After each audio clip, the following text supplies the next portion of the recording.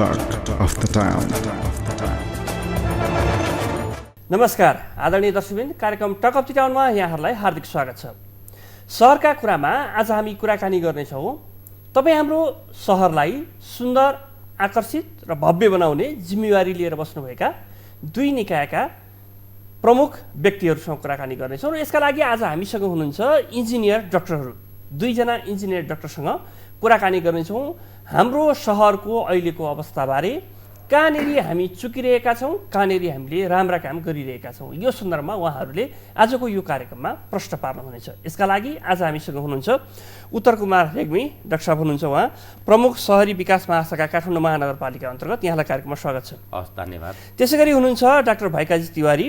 उहाँ हुनुहुन्छ काठमाडौँ उपत्यका नगर विकास कार्यान्वयन समितिका नगर नियोजक। यहाँलाई पनि कार्यक्रममा स्वागत छ। धन्यवाद।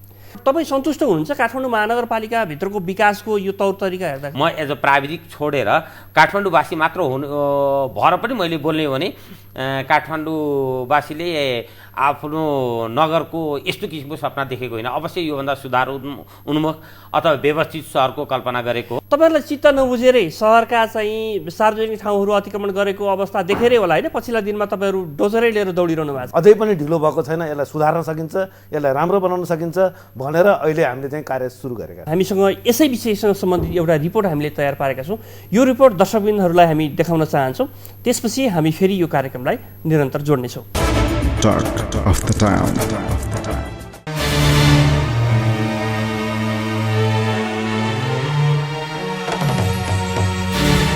काठमाडौँ शहर दिनानुदिन नराम्ररी बिग्रदै गएको छ। यहाँ थिग्नै नसक्ने गरी भद्रगोल तरिकाले घर बने। काठमाडौँ उपत्यकामा अहिले पनि वार्षिक 12,000 भन्दा बढी घर बन्छन्। जहाँ पनि अनि जसरी मन लाग्यो त्यसरी घर बनिरहेका छन्।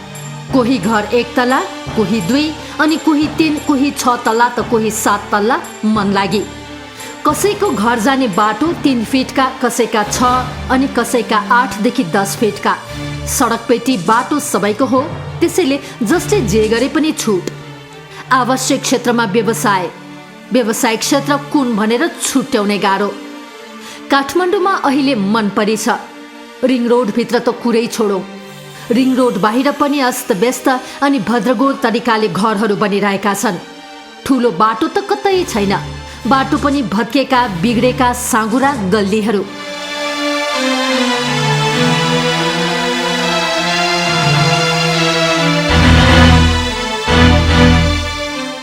मानिस, घर अनि गाडीको चाप बढेको बढै छ। धुवा धुलो त हामीले बोनस नै पाएका छौँ।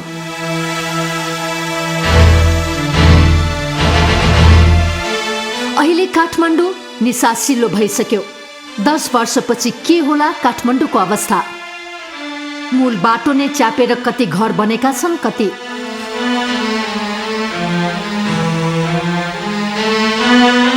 भुइँ तल्ला साँगुरो जति तल्ला थपिँदै जान्छ त्यति घर फराकिलो हुँदै जान्छ। बाटो फराकिलो बन्दै जानुपर्नेमा झन् साँगुरिँदै पो गइरहेका छन्। अर्कोतर्फ बन्दै गरेका संरचनाहरू पनि मानव चिहान नै बनेका छन्। सिमेन्ट, बालुवा अनि डन्डी राखेपछि त घर बलियो भइहाल्यो नि भन्ने गलत मान्यता छ। अनि 5-10 वर्षपछि त्यही घर चुहिन थाल्छ, चर्किन थाल्छ अनि भत्किन थाल्छ। सिमेन्ट, बालुवा, रोडा अनि डन्डी राखेर मात्र घर बलियो हुने होइन। यसलाई कसरी प्रयोग गरिएको छ, कम्पोजिसन मिलाइएको छ अथवा छैन भन्ने कुराले पनि घरको बलियोपन निर्धारण गर्छ। त्यो खासै भएको देखिँदैन।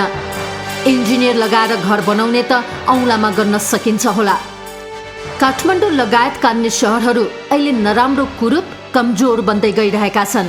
काठमाडौँमा अहिले पनि 70% भन्दा बढी घरहरू मापदण्ड विपरीत बनेका छन्। किन यति बढी घरहरू मापदण्ड विपरीत बने? मन लागि ढङ्गले किन यो सुन्दर कान्तिपुरी नगरीको स्वरूप बिगार्दै लगियो? हामी कहाँ भवन निर्माण संहिता त छ नि, तर यसको प्रभावकारी कार्यान्वयन भएन। एक त मापदण्ड अनुरूप घर बन्नुपर्छ भन्नेमा हामी कति सजग र तयार भयौँ भन्नेमै मूल प्रश्न हो। मापदण्ड विपरीत बनेका घरहरूलाई हामीले किन भत्काउन सकेनौँ भन्ने अर्को ज्वलन्त प्रश्न हो। साथमा भवन निर्माण संहिता कार्यान्वयन गराउनको लागि कहाँ अनि कसरी कमजोरीहरू भए भन्ने मुद्दा पनि उत्तिकै सान्दर्भिक छ। भवन निर्माण संहिता कार्यान्वयन गर्ने निकाय भनेको भवन विभाग हो। काठमाडौँको हकमा महानगरपालिका हो। काठमाडौँ उपत्यका नगर विकास समिति हो अनि स्वयं घरधनी जनता पनि। तर यी कुनै निकायबाट पनि यसको प्रभावकारी कार्यान्वयन हुन नसकेको परिणाम आज काठमाडौँको यो दुरावस्था छ। आखिर दोष कसको? कर्तव्य अनि जिम्मेवारी कसको? चेतनाको अभाव, सोचफोर्स, घुसपैठ, राजनैतिक दबाव अनि जसले जे गरे पनि हुने मनपरी तन्त्रको धरापमा शहरको संरचना बिग्रदै गयो अनि सुन्दर शहर बनाउनको लागि बनेको भवन निर्माण आचार संहिता पनि धुलो र माकुराको जालोले घेरिएको अवस्थामा छ होला। यसको गम्भीर विश्लेषण गर्न जरुरी छ। तपाईहरुले के काम गर्नुहुन्छ? के कुरामा तपाईहरुले नियोजन गर्ने हो? नेपालको यो नगर विकास ऐन 2045 र लगायतका अन्य क्षेत्र, जुन क्षेत्र हाम्रो नगर विकास समितिको कार्यक्षेत्रभित्र पर्न आउँछ, ती चिजहरूलाई नियमन गर्ने, स्वीकृति दिने, सिफारिस दिने र गर्न नहुने चिजलाई निषेध गर्ने, त्यो कार्यको लागि चाहिँ सायद यो पदको नाम दिएको हुनुपर्छ। तपाईहरुले कन्ट्रोल गर्ने काम, तपाईहरुले यसको अनुगमन गर्नुपर्ने काम समयमा नगरिदिँदाखेरिको परिणाम हो आज तपाईहरुले डोजर लिएर गएर भत्काउनु पर्ने परिस्थिति सिर्जना आएको। यो विगतमा सडक अति फराक थियो, मान्छे अति थोरै थिए। त्यो मात्रै कारण त होइन होला नि। सँगै अतिक्रमणको कारण त त्यो मात्रै होइन। तपाईहरु अनुगमन गर्नुपर्ने निकायले बेलामा अनुगमन नगर्दाको परिणाम पनि त होला नि। म यसमा सँगै जोड्न चाहन्छु। यो भएको कारणले कसैले केही चिजमा ध्यान दिएन अनि कसैले केही चिज अतिक्रमणै गर्यो, बनाउन नहुने चिज बनायो भने पनि कसैले औँलो ठडाएर यो त बनाउन नहुने चिज हो है भनेर चाहिँ समयमा गरेन। तर यति भन्दै पनि काठमाडौँमा 5000 भन्दा बढी घरहरूले नियम मिचे बापत उनीहरूको सम्पत्ति रोक्का छ, कारबाही भएको छ। ती चिजहरू अहिले पनि किनबेच गर्न पाउँदैनन्, हक हस्तान्तरण गर्न पाउँदैनन्। यो चिजहरू हुँदाहुँदै पनि अब कारबाही चाहिँ अहिले पछिल्लो समय आएर जब नेपालमा 46 सालपछि बहुदलीय व्यवस्था आयो, त्यसपछि विगतमा भएको नगर विकास समिति जुन नङ्ग्रा र हतियार सहितको थियो, त्यो हतियारहरू खोसिए।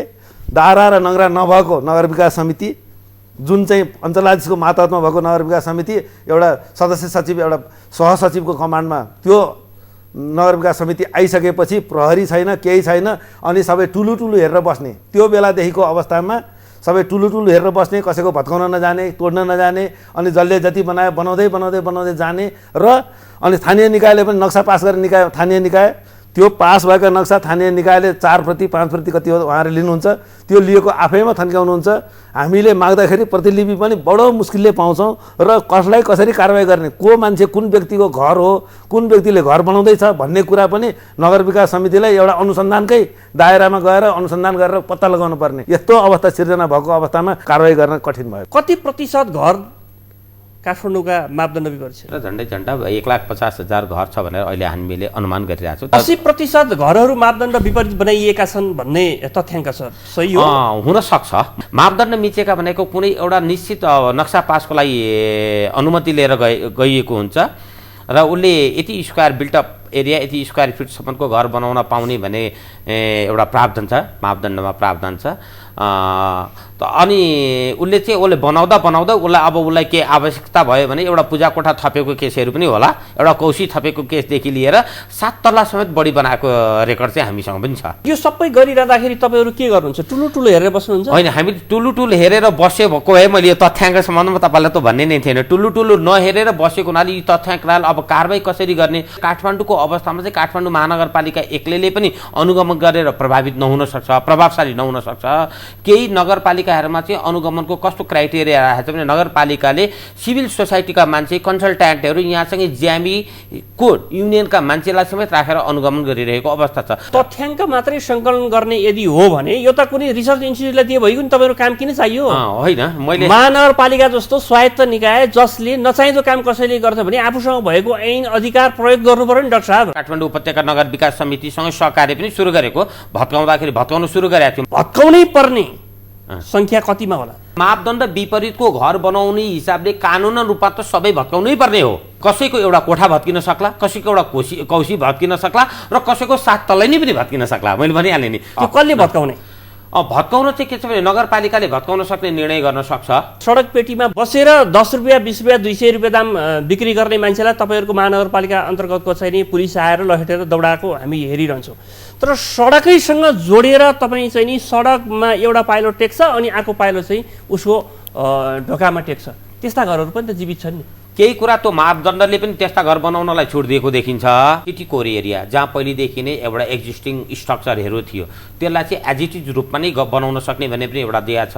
कसैले 100% कभरेज गरेर पनि बनाउन सक्छ त्यही हिसाबले, किनभने उसको जति भूभाग छ सडकबाट ठ्याक्कै जोडिने बित्तिकै घर सुरु गर्न सक्ने अवस्था बिल्डिङ बाइलोजले दिएको छ। तपाईँहरूले नक्सा पास गरिदिनुहुन्छ होइन, त्यसपछि सक्यो तपाईँहरूको जिम्मेवारी। डिजाइनरको पनि क्लियर डिस्क्रिप्सन हुन्छ, नगरपालिकाबाट इजाजत लिएको हुनुपर्छ र यो सुपरभिजन गर्ने ग्यारेन्टी पनि सम्बन्धित प्राविधिकले लिनुपर्छ, त्यसपछि मात्र नक्सा पास गरिन्छ। एउटा चरण त्यो भयो। त्यसपछि दोस्रो चरणमा उसले के गर्छ भने अस्थायी नक्सा लग्यो, डिपिसीसम्म उसले बनाउँछ। डिपिसीसम्म बनाइसकेपछि उसले फेरि म थायी रूपमा सुपर स्ट्रक्चरको लागि मलाई अनुमति चाहियो भनेर फेरि सम्बन्धित प्राविधिकले नै सिफारिस गरेर उसले जो डिजाइनर राखेको हुन्छ एकदम ठिक छ, उसले ग्यारेन्टी गरेको हुन्छ कि मैले नक्सा पास अनुसार नै घर बनेको छ, plain sale of as it एकदम ठिक छ, त्यसकारण योभन्दा माथिको सम्मति पाऊँ भनेर सम्बन्धित डिजाइनरले सिफारिस गरेर नगरपालिकामा फेरि उसले निवेदन दिन्छ। त्यो आधारमा नगरपालिकाले प्राविधिक फेरि त्यसबाट पनि नगरपालिकाले दिँदैन, फेरि त्यही नगरपालिकाले के प्राविधिक पठाउँछ, ऱ्यान्डमली पठाउँछ, एउटै प्राविधिकलाई पठाउँदैन, प्रत्येक दिन चेन्ज गरिरहेको हुन्छ भिन्नै भिन्नै। तपाईँले यो भनिरहेको सबै कुरा कागजमा मात्रै हो कि पनि हो? एकदम एक्ज्याक्टली फिल्डमा भइरहेको कुरो हो। मानिसहरूले भन्ने गर्छन् महानगरपालिकामा सर्टेन पैसा दियो भनेदेखि नक्सा पास हुन्छ, त्यसपछि कसैले हेर्दा पनि हेर्दैन, आफ्नो तजविजी अधिकार प्रयोग गरेर घर बनाए। त्यो सत्य होइन र त्यसले गर्दाखेरि हाम्रो प्राविधिक फिल्डमा गएका हुन्छन्। त्यस बेलासम्म सामान्य रूपमा के छ भने त्यस बेलासम्म घर लगभग नक्सा पास अनुसार बनेको हुन्छ। सबै काम तपाईँहरूको निकायबाट भइदिएको भए तपाईँले भनेको 1 लाख घर मापदण्ड विवरण अहिले म भन्दै मापदण्ड कहाँ मिचिएको छ भने मैले अघि स्पष्ट गरिसकेको छु। मापदण्ड यति बेलासम्म मैले एकदम फेरि यसको नगर एकदम राम्रो बनाएको छ, सबले राम्रोसँग काम गरेको छ भनिरहेको छुइनँ। प्रोसिड्युरको कुरा त्यहाँसम्म ठिक हुन्छ एकदम मान्नुहोस् होइन। त्यसपछि त्यहाँसम्म ठिक भएन भने उसले थाहै पर्मिसन पाउँदैन, किन ऱ्यान्डमली मैले नै कतिवटा रोकेको छु। जसको मापदण्ड मिचेका छन् उनीहरू भत्काउनु भएको छ ती घरहरू होइन, त्यो अनुसार डिपिसी हो यहीँनेरि डाक्टर साहब मैले भनेको यहीँनेरि अलिकति चलखेल हुन्छ भन्ने विषयको अहिलेको गुनासो। चलखेलको कुरो ठ्याक्कै म पछाडि अहिले भन्छु, त्यहाँसम्म ठिक छ। डिपिसी भनेको जग हो नि त। मापदण्ड अधिकांश मितिमा अहिले भने कौशीदेखि पूजा कोठादेखि लिएर 7 तल्लासम्म मलाई 3 तल्ला उसको पर्मिसन हुन्छ, बाँकी उसले 7 तल्ला चाहिँ बल मिचाइ हिसाबले बनाइदिएको अवस्था चाहिँ छ। भत्काउने कुरामा चाहिँ अब केही अगाडि तुरुन्तै त्यो माथिल्लो 7 तल्ला बनाउने कुरामा चाहिँ होइन, यथार्थको एकदमै न्यून छ, त्यो हामीले पनि हेरेका छौँ होइन डाक्टर साहब। तपाईँले अब त्यसलाई स्वीकार्नुपर्छ। Talk of the town.